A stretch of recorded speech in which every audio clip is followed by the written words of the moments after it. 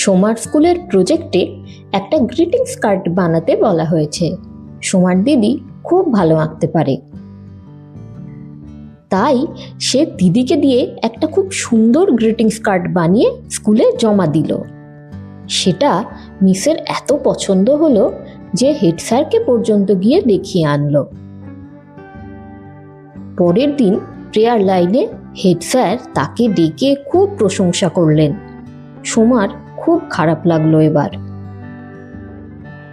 পরের দিন সে নিজে একটা কার্ড তৈরি করে এনে মিসকে জানালো যে আগের কার্ডটা ও বানায়নি, এইটা আমার নিজের বানানো।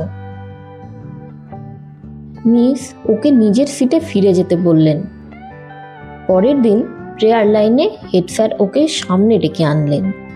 সোমার ভয় করছিল স্যার এবার সবার সামনে ওকে বকবেন। কিন্তু কি আশ্চর্য, স্যার বকা না দিয়ে ওর কথা সবাইকে বললেন, সোমার মতো তোমরাও সবসময় এমন সৎ থেকো।